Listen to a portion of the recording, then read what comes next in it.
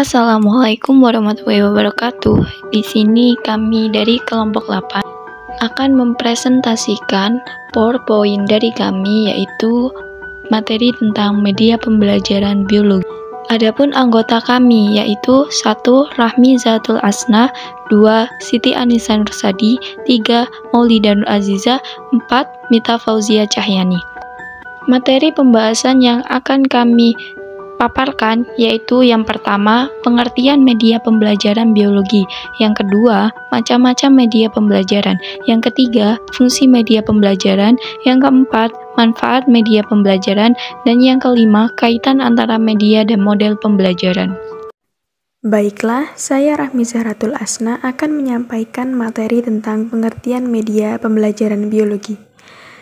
Sebelum kita mempelajari lebih dalam tentang media pembelajaran biologi, akan lebih baik bila kita mengetahui makna dari media. Nah, kata media berasal dari bahasa Latin yang merupakan jamak dari medium atau medius dan secara harfiah berarti perantara. Maksudnya, perantara untuk menyampaikan suatu hal, pesan, atau informasi kepada orang lain.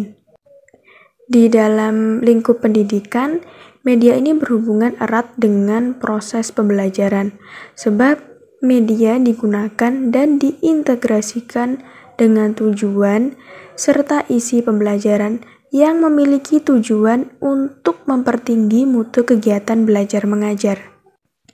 Bagi seorang guru atau tenaga pendidik, hal yang paling utama dan menantang dalam merancang proses pembelajaran adalah menentukan media yang digunakan untuk menyampaikan pengajaran. Sebab, penentuan media pembelajaran ini harus didasarkan pada apa yang akan diajarkan, bagaimana akan dievaluasi, serta siapa yang menjadi siswa. Nah, berdasarkan dari uraian tersebut, maka profesional guru perlu ditingkatkan, karena profesional guru akan memberikan dampak pada proses pembelajaran yang akan atau sedang berlangsung. Biologi merupakan salah satu mata pelajaran yang dinilai cukup sulit untuk dipahami dan dimengerti oleh sebagian siswa. Bahkan, dalam proses pembelajarannya terdapat praktikum yang perlu dilakukan demi menunjang pemahaman siswa secara mendalam. Namun, tidak semua lembaga pendidikan memiliki fasilitas laboratorium yang lengkap. Oleh karena itu, dengan adanya media pembelajaran, diharapkan guru mampu memberi materi belajar yang lebih jelas, mudah dipahami, dan dimengerti oleh tiap peserta didik. Media yang dapat digunakan oleh guru dapat berupa gambar, grafik, foto, maupun video. Nah, sejak adanya pandemi COVID-19 yang melanda Indonesia bahkan seluruh dunia, menyebabkan kegiatan belajar mengajar harus dilakukan secara daring atau dari rumah. Nah, pembelajaran daring ini dilakukan dengan menggunakan media gadget. Dari mulai penyampaian materi, diskusi, hingga pengumpulan tugas semuanya menggunakan gadget. Dampak buruk yang dirasakan oleh sebagian besar siswa adalah kurangnya semangat dalam belajar, merasa bosan, hingga sulit untuk memahami materi yang telah disampaikan oleh guru. Dengan kondisi yang seperti ini, dibutuhkan profesionalitas dan kreativitas guru supaya siswa bersemangat dan mampu memahami materi yang telah disampaikan. Nah, salah satu cara yang dapat dilakukan untuk menunjang proses pembelajaran adalah dengan membuat video pembelajaran yang lebih kreatif, seperti membuat video, membuat video animasi, atau video-video lain yang sekiranya dapat menarik perhatian siswa untuk belajar, supaya belajar bisa lebih asyik dan dapat menarik semangat mereka kembali.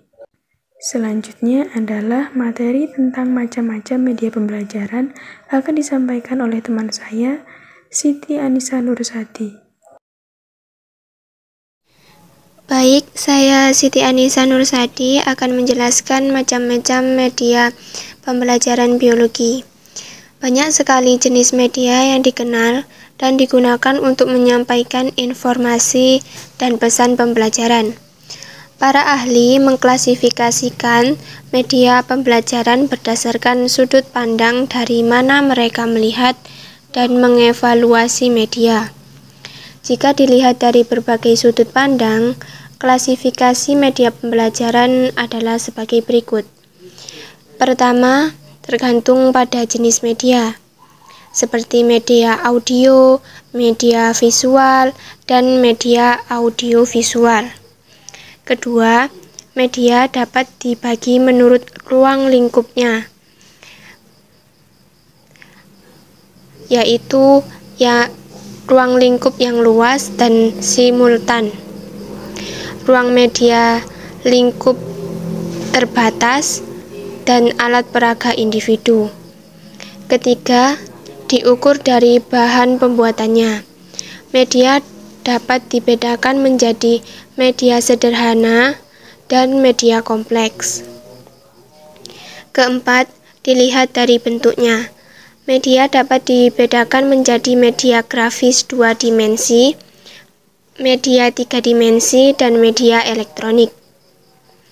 Kemudian, macam-macam media pembelajaran yang dapat digunakan dalam kegiatan belajar dapat dikelompokkan sebagai berikut. Yang pertama, bahan publikasi. Bahan publikasi adalah sebuah sarana yang efektif dalam menyampaikan pesan atau informasi kepada peserta didik, seperti koran, majalah, atau buku. Yang kedua, bahan bergambar, seperti gambar atau bahkan peta konsep, poster, foto, atau lukisan. Yang ketiga, bahan pameran, seperti papan flanel atau papan magnet. Kemudian, bahan proyeksi, seperti film strip, slide. Kemudian, bahan rekaman audio, seperti piringan hitam kaset video.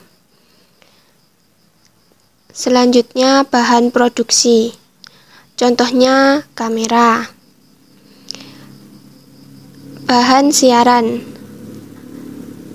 yaitu contohnya radio atau televisi. Bahan pandang dengar atau audio visual, contohnya seperti TV, film, suara. Bahan model atau benda tiruan, contohnya model irisan penampang batang.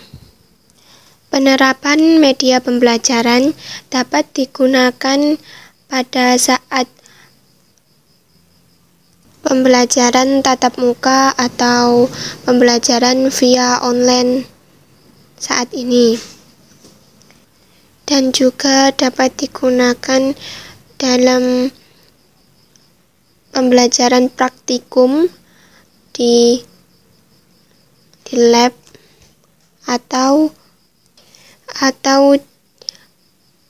praktik lapangan outdoor. Baik, saya akan melanjutkan materi subbab selanjutnya, yaitu fungsi media pembelajaran. Apa sih media pembelajaran? Secara umum, media pembelajaran adalah semua saluran pesan yang dapat digunakan sebagai sarana komunikasi dalam proses belajar mengajar.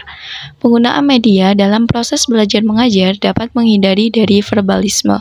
Peran media dalam proses belajar mengajar yaitu yang pertama sebagai alat bantu belajar, yang kedua alat komunikasi, dan yang ketiga sebagai alat untuk menumbuhkan ciptaan baru. Fungsi media pembelajaran sebagai alat bantu belajar, yaitu media pembelajaran dapat memberikan pengalaman pendidikan yang bermakna bagi siswa. Media dapat memberikan pengalaman yang nyata dalam belajar karena mengikutsertakan seluruh indera dan akal pikirannya.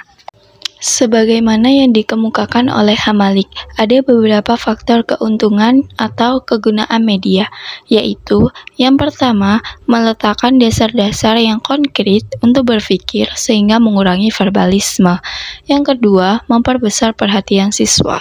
Yang ketiga, meletakkan dasar yang penting untuk perkembangan belajar sehingga membuat pelajaran lebih menetap. Yang keempat, memberikan pengalaman yang nyata dapat menumbuhkan kegiatan berusaha sendiri di kalangan siswa.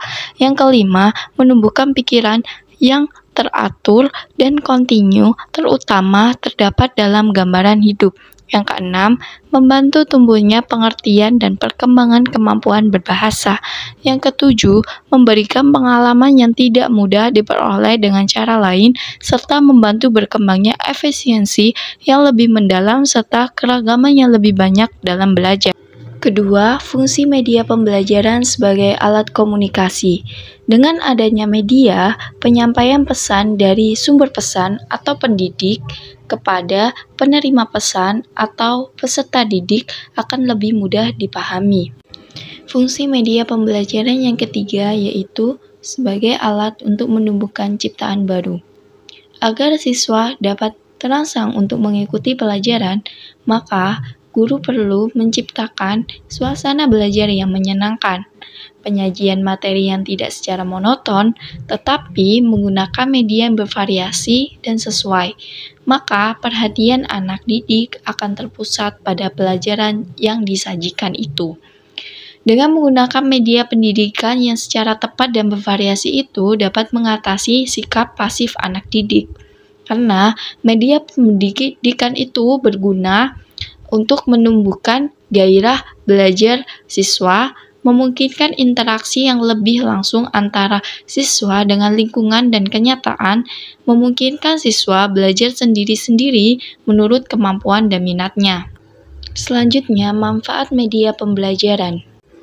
Media pembelajaran biologi memiliki manfaat, yaitu yang pertama, dapat mengatasi keterbatasan pengalaman yang dimiliki oleh para siswa.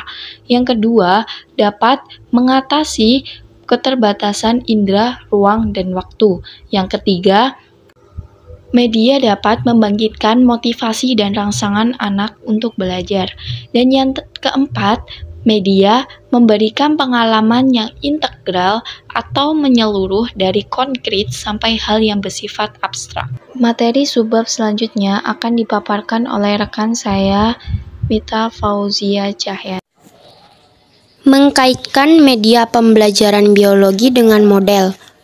Media dalam pembelajaran penggunaannya diintegrasikan dengan tujuan dan misi pembelajaran yang biasanya sudah dituangkan dalam GBPP dan dimaksudkan untuk mempertinggi mutu kegiatan belajar mengajar.